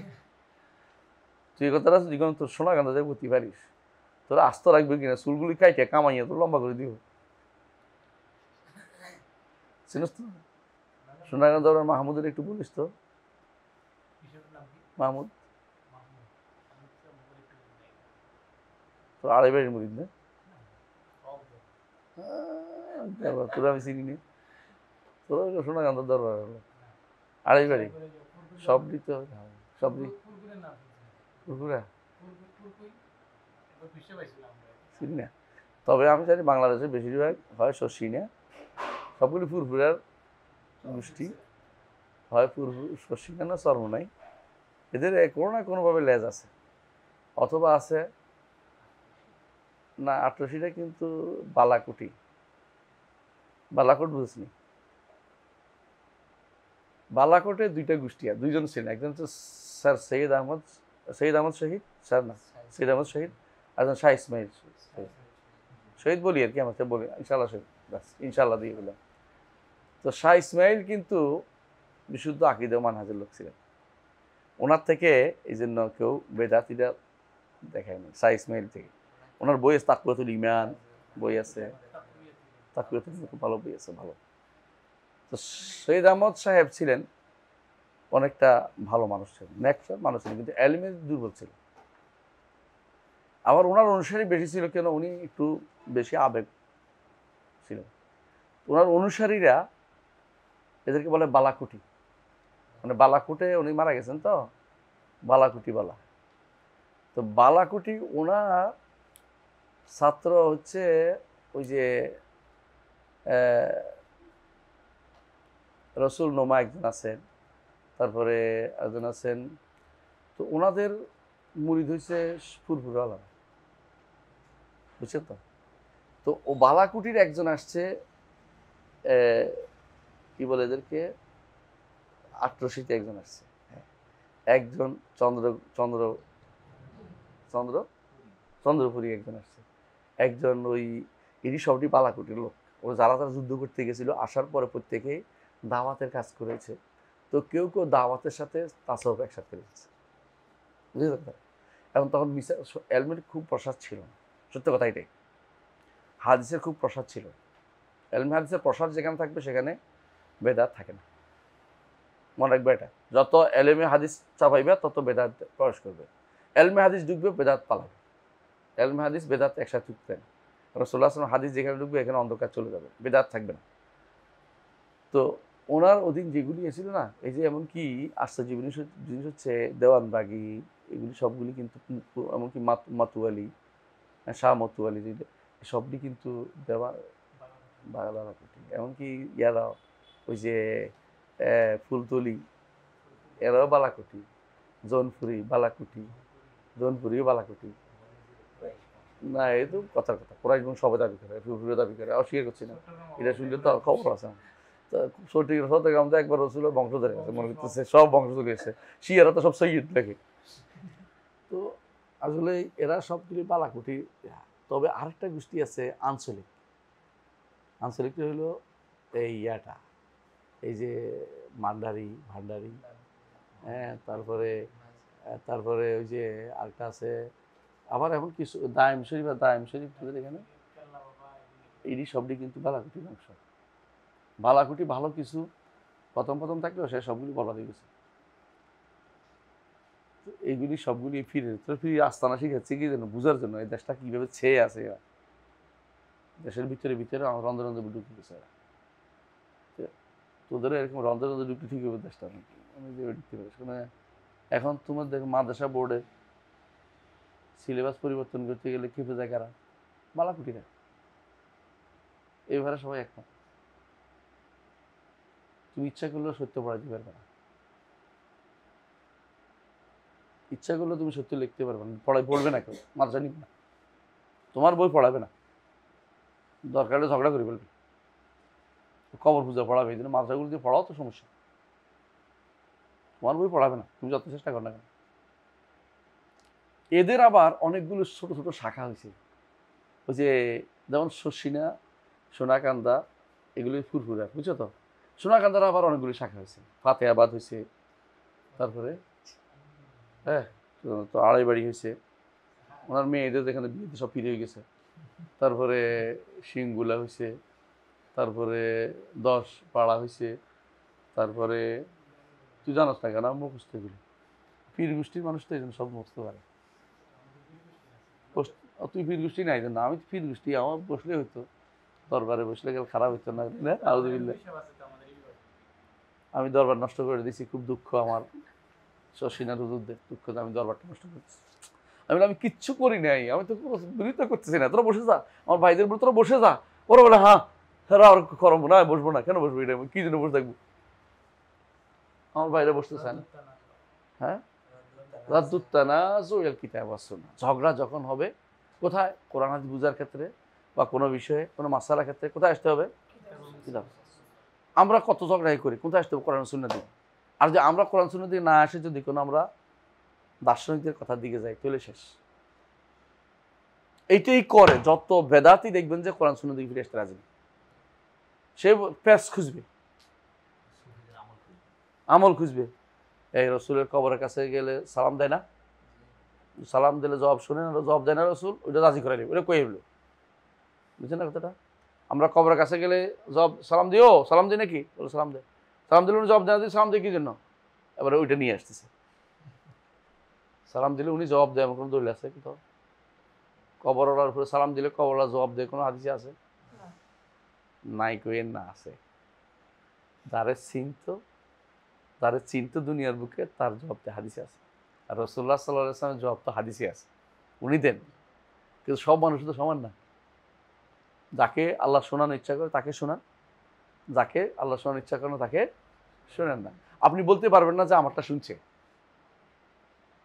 এটা তো শরীয়তের বিধান। আপনি কেউ বলতে পারবেন না কারটা শুনতেছে, হয়তো কোনোটা শুনতে পায়, কারণ মৃত্যুর পরে জীবনের সাথে দুনিয়ার জীবনের কোনো মিল নেই।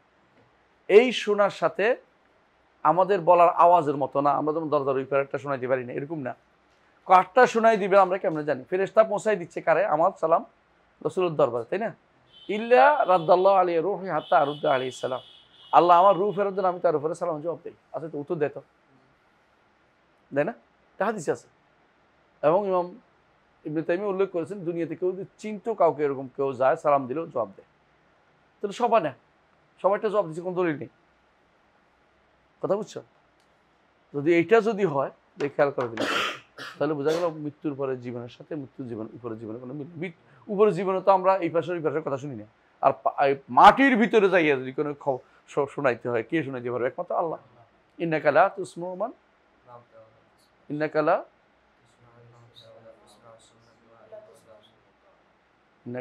তুসমু মান, ইন্নাকা লা তুসমুল মাউতা ওয়া লা তুসমু সুম্মা দুআ ইযা ওয়াল্লাহু মুদবিরিন।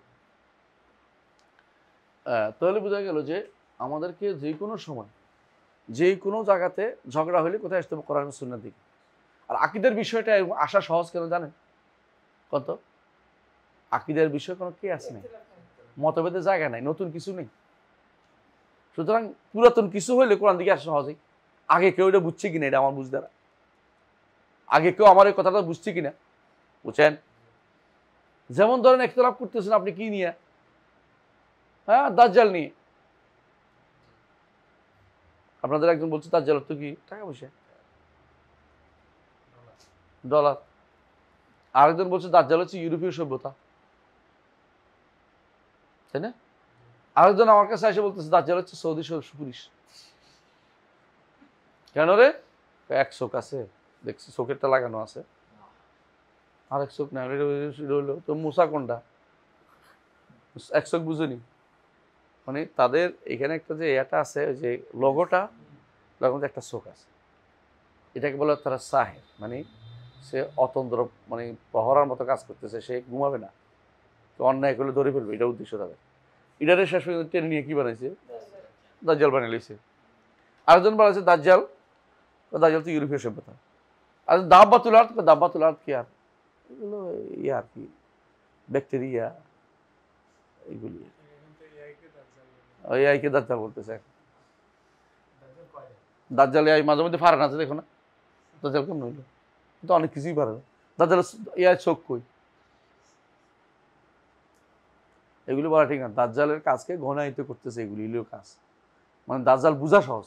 দাজ্জাল এআই যদি এটা পারে, দাজ্জাল তাহলে 40 দিনে সারা পৃথিবী সহ করতে পারবে, বেরোবে, এটা বিশ্বাস করতেছি আমরা। কিন্তু এটা দাজ্জাল বলার কোনো কারণ নেই। মানে অনেক কিছু আমাদেরকে কিয়ামতের আলামত বুঝতে সহায়ক হয়, কিন্তু তাই বলে এগুলি সব কিয়ামতের আলামত বানাই ফেলবেন না।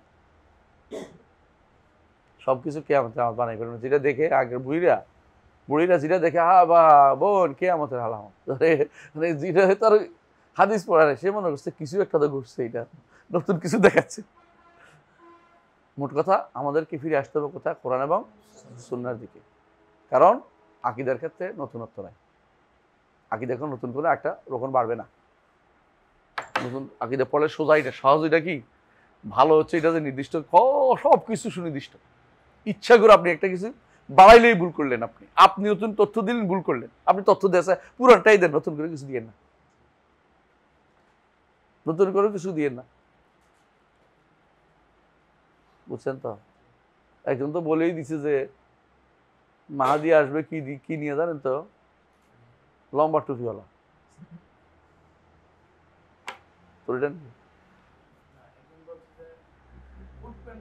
হ্যাঁ, কোট প্যান্ট টাইওয়ালা, খোঁচা খোঁচা দাড়িওয়ালা, উনিই কইছে। আবার কইছে উনিই কইছে টুপিটা হবে ওনার কি যেরকম, মানে যে টুপি, ওই যে আঁকা আঁকা টুপি আর কি, বুঝছেন তো? কার কথা বললাম না, বাকিটা এটাও বলে ফেলছে, যাতে করে ওনার ওই দল থেকে অন্তত মাহাদি। হ্যাঁ, আরো তো বলছে, হ্যাঁ আরো তো বলছে ওই দল থেকেই হবে, সরাসরি করছে, এবং ওদের ছাত্র সংগঠন থেকেই বেরোবে বলছে। আমার এখন চিন্তা আশ্চর্যের বিষয় লাগতেছে এটাই, যে এত পাগল কেমনে মানুষ হয়। মানে আর কোনো, মানে শুধু বাংলাদেশের জন্য দাজ্জাল, পৃথিবীর কেউ দাজ্জাল চিন্তা করতেছে না। ওরা যদি বলে যে ওদের দেশের কারোর মতো হবে, তাহলে কি হবে? দিন নিয়ে ঠাট্টা মস্কারি করে। আকীদার বিষয় কখনো ইজতিহাদের বিষয় না। আকীদার বিষয় হচ্ছে ঈমানিয়াতের বিষয়, যেটা আছে এটাই বিশুদ্ধতা বলার নাম, কোরআন এবং সুন্নাহর বাইরে না যাওয়ার নাম। কথা কি বুঝতে পারছি? এটা আমাদের খেয়াল রাখতে হবে। তো এটা গেল তানাজুল। 9 নম্বর হচ্ছে হুজ্জাতুল আখবাল আহাদ ফিল আকিদাতি ওয়াশ শরিয়াহ। খবর ওয়াহিদকে কারা কারা মানে না, এটা আমরা আলোচনা আসবে। তবে আমাদের নিকট খবর ওয়াহিদ যদি সহি হয়ে যায়, সেটা আকিদাত গ্রহণযোগ্য এবং আকাম গ্রহণযোগ্য। বুঝতে আসছে? এরা আকিদাতে গ্রহণ করে এক জায়গায়, আশারি মাতুরিদিরা কখন? মরার পরে। মরার আগে সামরিয়াত বলে এটাকে, মরার আগে না আকলিয়াত, ওখানে খবর ওয়াহিদ গ্রহণ করে না। কেউ কেউ কোরআন আয়াত আনলেও আনে, যেমন আপনাদের বাহারুল দাম বইটা আছে না, বাহারুল কালাম, এটার মধ্যে দেখবেন যে কোরআন আয়াত আনছে, কিন্তু হাদিস আনবে না। হাদিস তো খবর ওয়াহিদ, দু একটা মোতাবাতের আনি, কি আনেই না। বাহারুল কালাম একটা বই আছে, এটা হলো এদের মাতুরিদের। আর যারা আশারি নাসাবি আছে, সেটা একটা আয়াত আনেনি, একটা হাদিসও আনে। হে তার নীতির উপর আছে, যে নীতিটা তারা নির্ধারণ করছে কি যে আকীদার ক্ষেত্রে কোনো পরের আয়াত আসবে না, হাদিস আসবে না, আদিলে লফজিয়ে কাজ করবে না। আদিলে লফজিয়ে বুঝছেন? আদিলে লফজিয়ে বুঝেন? ক্বাল আল্লাহু ওয়া ক্বাল আর রাসূল, লফজ আছে দিলে না, তো কি হইতে হইব? আকলিয়া, যে লেখা যায় না, ওগুলো দিয়ে লিখবে শুধু। আকীদার ক্ষেত্রে আদিলে লফজিয়ে কাজ করবে না। এটা কে প্রথম বানাই? এটা সর্বশেষ কে বানাই জানেন তো? এই নীতি আগেও এরা করছে, মুতাজিলারা করছিল। এই নীতি সবচেয়ে বেশি শক্ত করে রেখে দিয়েছে রাজি, আল্লাহ ইয়ারহামহু, তিনি তওবা করে মারা গেছেন। এই জন্য ইমাম রাজি রহমতুল্লাহ আলাইহি তিনি এই নীতি শক্ত করে বাদাই করে গেছেন।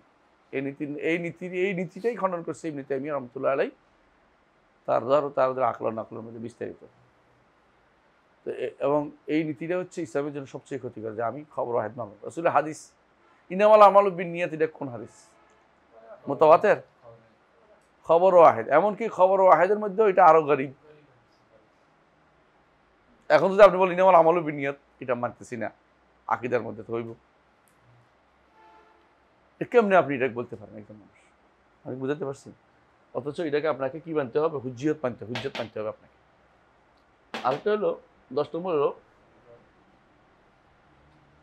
রাদ্দুল বেদা বিল ইত্তিবা। আপনি অনুসরণ করে বেদাত ত্যাগ করবেন, মানে আপনি খুঁজবেন অনুসরণ, বেদাত ছাড়বেন। এটা অসুবিধা কি, এটা বলবেন না। অসুবিধা হচ্ছে আপনি নতুন পথ হারাচ্ছেন। আপনি যেই পথ রচনা করে গেছেন, সিরাতাল লাযিনা আনআমতা আলাইহিম, এই পথ হারিয়ে ফেলছেন। অসুবিধা কি? এইটা হচ্ছে এরকম, যারা বলে যে বেদাত না চলে কেমনে চলে দুনিয়াতে, এরা মিথ্যা কথা বলে। বেদাত ছাড়া তারা চলে গেছে, জান্নাতে যাওয়ার সার্টিফিকেট পাইছে, আপনার বেদাত ছাড়া চলার কি আছে? সুযোগ আছে। এই জন্য কোনো বেদাত করবেন না, কোনো বেদাত করবেন না। ইত্তেবাদি নিজেকে যথেষ্ট মনে করবেন, ইত্তেবাদি নিজেকে যথেষ্ট মনে করবেন। কয়টা হলো? এই 10টা নীতিকার আমাদের। আমি এখানে আলোচনা করব, আমি দাঁড়িয়ে আলোচনা করব বেদাতীদের আকীদার উৎস, বেদাতীদের আকীদা গ্রহণের নীতিমালা। বলেন এটা ওয়াদাম তাকদিমিল মাকালাতিল বিদঈয়া ওয়াল মুবতাদিআ। যারা বেদাতি যে সমস্ত মাকালাত আছে, যেমন কি আদিলে লফজিয়ে হুজ্জত না করে দিল, এগুলি দিয়ে দলিল দিবেন না। যেমন কি বললো যে কাদাম নষ্ট হয়ে যাবে, এগুলি দলিল দিবেন না। যেমন আপনাকে বললো হরকত হয়ে গেল, এগুলি দলিল দিবেন না। এগুলি বলবেন না। কেন বলবেন না? এই শব্দগুলি আমাদের ইসলামে নাই। এগুলি আপনি অন্য থেকে নিয়ে আসছেন, অন্য দর্শন থেকে নিয়ে আসছেন। এগুলি আমার ইসলামের ভিতরে ঢুকেন না। এগুলি পড়বেনও না, এগুলি পড়াবেনও না, এগুলিকে হাইলাইটও করবেন না। আমাদের সমস্যা হচ্ছে আমরা একটা বিশাল যুবগোষ্ঠী, আমরা সবসময় ইবনে সিনাকে হাইলাইট করি না? জাবির ইবনে হাইয়ানকে হাইলাইট করি, আমরা হাইলাইট করি কিন্দিকে, আমরা হাইলাইট করি ফারাবিকে, আমরা হাইলাইট করতেছি আরও কতগুলি আছে যেগুলো দুনিয়ার নিকৃষ্ট, খাওয়ারজিমিকে, আরও হাইলাইট করতেছি ইবনে আলকামিকে, আমরা হাইলাইট করতেছি এরপরে নাসিরউদ্দিন তুসিকে। এগুলি বেশিরভাগই ছিল মালাহেদা, মানে আল্লাহর দিন বিরোধী মানুষ ছিল সকলেই। এরা হাকিমলে আমরা ইবাদত করতো, কেউ শিয়া, কেউ মানে এক একটা, কোনোটাই ভালো ছিল না একটা। অথচ আমরা এগুলি হাইলাইট করে চলি, এগুলি এটা আবিষ্কার করেছে, ওইটা আবিষ্কার করেছে। অনেকগুলি সত্যও না, অনেকগুলি দাবি করতেছি সত্যও না, বাগড়ম্বর আছে, বাড়াবাড়ি আছে। এদের বক্তব্যকে প্রাধান্য দিব না। কি প্রাধান্য দিব? ইত্তেবা সংক্রান্ত বক্তব্য। এই জন্য সলবে সালিন বক্তব্যের মধ্যে নূর আছে, আলো আছে। যখনই আপনি সলবদের কোনো বক্তব্য পাবেন, এটা অনুবাদ করে ছাড়বেন, মানুষের উপকার হবে। সলবটা কি বলেছে? যেমন বলেছে ইত্তাবিউ ওয়ালা তাবতাদিউ ফাকাদ কুফিতুম। কে বলছে এটা? আব্দুল্লাহ ইবনে মাসউদ রাদিয়াল্লাহু আনহু। ইত্তাবিউ ওয়ালা তাবতাদিউ ফাকাদ কুফিতুম। ইত্তাবিউ ওয়ালা তাবতাদিউ ফাকাদ কুফিতুম। তোমার যথেষ্ট করা হয়ে গেছে। দ্বীনের মধ্যে বেদাতের কোনো সুযোগ নেই। এরা কি করবে? বেদাত কি করবে? তার উদাহরণ দিবে। এই যে আপনার ফ্যান চালাচ্ছেন, বেদাত নেই। এটা কি দিনের ভিতরে? না। হ্যাঁ, এরপর হয়তো আরো বেশি জোর করে করবো, আপনি মসজিদের মেহরাব বানাইছেন, মিম্বার বানাইছেন, রসুলের কি মিম্বার ছিল না? তোর বেদাত কেমন হইল? মেহরাব বানাইছেন কেমনে? মেহরাবটাকে বলা হয় মাসালে মুরসালা। কেন? পশ্চিম দিক বুঝতে সহজ হয়, দূরের মানুষ বুঝবে যে এইটা কেবলামুখী। মেহরাব দিয়ে সওয়াবের আশা কেউ করে না। মেহরাব একটা ফাহওয়ান নাস, নসে দাবি করে, নসে বলে যে কেবলামুখী হতে হবে। হ্যাঁ, কি বলছে? আইনামা তাকুনু, না এটা না, একটা আছে কি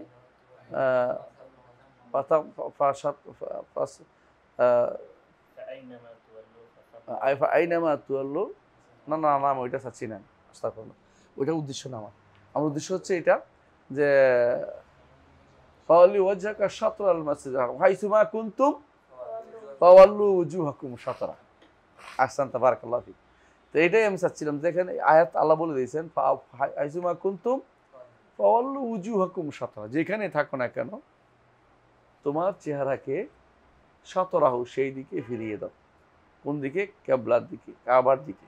কারণ কাবার দিকটা আমি সবসময় তো নির্ধারণ করতে পারবো না, আমার কাছে তো আর সব কিছু থাকে না। কিন্তু যখনই মসজিদ দেখবো তখন আমার আর অনেক সময় আপনার মনে হবে এদিকে কাবা। আপনাকে 10 জনে বলেও শুনবেন না, এদিকে পড়ে যাবে। আমি এত বছর পরে মদিনা এদিন নামছি, যে নামার পরে উল্টা দিকে ফিরে নামাজ পড়ছি, উত্তর দিকে। নামাজ শেষ করার পর আইসা সব মানে যারা কর্মচারী এসে করতেছে, আর ওর মনে করছে আমি আরবি আর বলছে সালাদ কি দাও, মুখ কি দা, মানে এদিকে ওদিকে উল্টা দিকে পড়তেছো কেন? তো আমি, তোদের আর সাথে ছিল যে একজন বলতো কি রে, এত বছর থাকার পর তোরও বলিল আমারও বলিল, ঘটনাটা কি? উল্টা দিকে বললো নামাজটা, আবার ফিরে এদিকে ফিরে নামাজ করছি। যদি কারণ ওরা লেখা নাই, পরে দেখি ওরা কিন্তু এক জায়গায় টান দিয়ে রাখছে, কেবলা একটা ইঙ্গিত চিহ্ন দিয়ে রাখছে। যদি ইয়া হইতো তো ভালো হইতো, ভিতরের দিকে দেখা গেলে ভালো হতো, কারণ অনেক সময় লেখা তো অনেকে দেখে পড়তে পারে না। কিন্তু যখনই একটা মেহরাবের মতো হয় তখন বুঝতে পারে এইটা মসজিদ ছাড়া কিছু হইতে পারে না, এটা মসজিদেরই এদিকে হবে কাবা। কথা বুঝছো? তাহলে মানুষ এটা হলো মাসালে মুরসালা। মাসালে মুরসালা তো শরীয়ত অনুমোদিত। আমরা ফাহওয়ান নাস একটু আগে বলেছি, শরীয়ত চাই এটা যে মানুষ কেবলা দিকে ফিরুক, কারণ কেবলা দিকে ফিরে জন্য বস্তা থাকে, অসুবিধা নেই, ভালো জিনিস। শরীয়ত চায় যেমন আমার আওয়াজটা সবাই শুনুক। এখন এটাকে যদি কোনো কেউ মাইক লাগাই দেয়, শরীয়ত ফাহওয়ান নাস দাবি করতেছে, এটা ক্যাশ না কিচ্ছু, এটা কি ফাহওয়ান নাস? নাসের দাবি হচ্ছে আমার শব্দটা সবাইকে শোনার ব্যবস্থা করবে, এই জন্য মাইকটা লাগানো হয়েছে। মাইকটা লাগালে কি করতো? মোকাব্বে থাকতো। তো মোকাব্বের অর্থ কি? আওয়াজ বড় করি না, তো আমার মাইকে আওয়াজ বড় করতেছে, কাজ তো একটাই, আমি কি আর 2 নম্বর বেদাত করতেছি না কেন? কিন্তু এই মানুষগুলি এটাকে বেদাত বানাবে। তারা কি করে? সবসময় ঘুরতে থাকে, কি করে? আমরা একটু আগে বলেছিলাম, রাদ্দুল মুতাশাবিহ ইলাল মুহকাম না করে মুহকামগুলিকে মুতাশাবিহ বানায় ফেলে। আল্লাহ আমাদের বোঝার তৌফিক দান করুন। আগামী ক্লাসে আজকে আর পড়াবো না, আগামী ক্লাসে তৈলে আজকে আর পড়াবো না, আগামী ক্লাসে ইনশাল্লাহ আমরা পড়বো বেদাতীদের আকীদা। লিখে রাখেন, মনে করাই দিন, বেদাতীদের আকীদা গ্রহণের মূলনীতি এবং আকীদা গ্রহণের উৎস এবং তাদের নীতি এবং দুইটার মধ্যে আমরা আলোচনা করবো, বুঝে আসছি ইনশাআল্লাহ। সুবহানাকাল্লাহু ওয়া বিহামদিকা আশহাদু আল্লা ইলাহা ইল্লা আনতা আস্তাগফিরুকা ওয়া আতুবু ইলাইক। আসসালামু আলাইকুম ওয়া রাহমাতুল্লাহি ওয়া বারাকাতুহু।